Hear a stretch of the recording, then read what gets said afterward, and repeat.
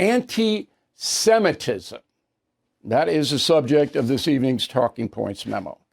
So that word's thrown around now very casually, and I don't think that's a good thing. So let's define it. The dictionary definition is, quote, hostility toward or discrimination against Jews as a religious, ethnic, or racial group.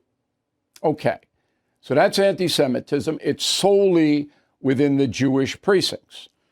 Now, we are seeing it play out in the Hamas attack on Israel.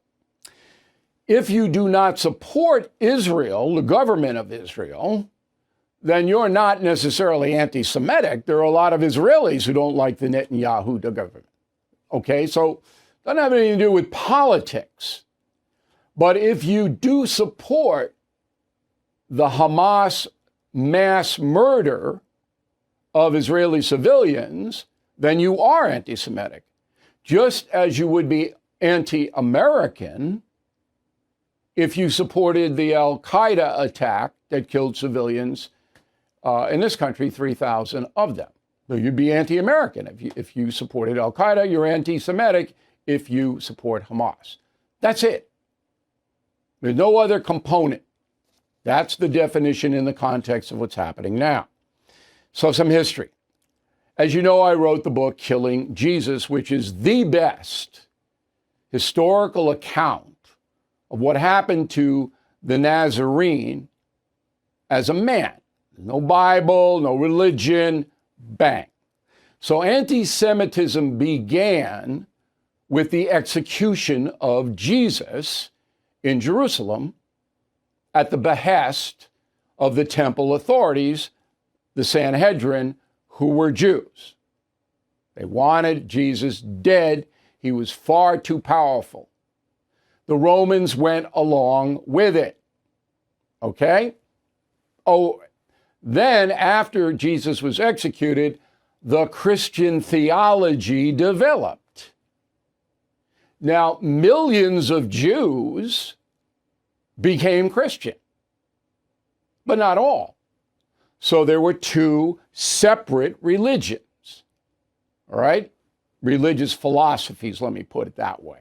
Christianity, Judaism. Some Christians blame the Jews for killing Jesus, their Savior. Now, that was wrong because many Jews in Jerusalem loved Jesus. Palm Sunday actually happened, where he was greeted, thousands of people. Okay. Then European society develops after the fall of Rome into medieval times. Stay with me here. Okay, I can see your eyes glaze over. In Europe, it was a sin for Christians to lend money with interest. You can lend money, but no interest. The Jewish religion, there was no prohibition. So some Jews became money lenders with interest. And if you couldn't pay the interest back, the merchant seized your land. That put the Jews in a hated class. That extends to this day. All right. Those are the two drivers of historical anti-Semitism. Enter the USA. So the people from Europe migrating to America take their prejudices with them. And they're handed down and handed down and handed down. Now, I grew up in Levittown. Christians, Jews lived side by side. There wasn't really any anti-Semitism. We all played baseball and football and basketball together. You know, it was a different culture. I went to Catholic school. My friends, some of them went to Hebrew school, but there was no strife, right? It just didn't happen. So in other parts of the country where we weren't living in that close proximity, anti-Semitism took root. And that's what you see today. Then the political component comes in when Israel is mandated by the UN in 1948 after the Holocaust as a country. Problem was, Arabs and Muslims were already living side by side with Jews in the area they call Palestine. Jews were there, but the Muslims and the Arabs were there too. Clash, clash, clash, clash, clash, all day long.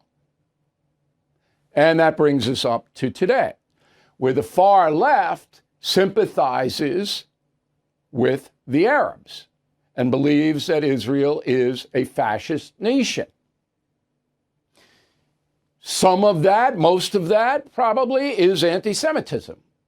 Some of it's political, but it's driven by the progressive far left in America. That's who you see screaming that Hamas is okay or justified or whatever crazy thing they're doing. Everything is expensive these days, you know that. The government is printing trillions of dollars and consumer prices higher than ever. If the government continues its printing and spending, the dollar could continue its free fall and lose its coveted role as the world reserve currency. Let's hope that doesn't happen. But there are a few things you can do right now. American Hartford Gold can show you how to protect your money, your retirement, your hard-earned savings against inflation by helping you diversify a portion of your portfolio into physical gold and silver. Start with a short phone call, and they can have physical gold and silver delivered right to your door or put inside your 401k or IRA. So please call or text them right now. Tell them Bill O'Reilly sent you. Call 877-444-GOLD, 877-444-GOLD, or text GOLD to 65532. Again, that's 877-444-GOLD, or text GOLD to 65532. Thank you for watching the No Spin News. To watch the full episode anytime on BillO'Reilly.com, please sign up to become a premium or concierge member. Visit BillO'Reilly.com to sign up and start watching today.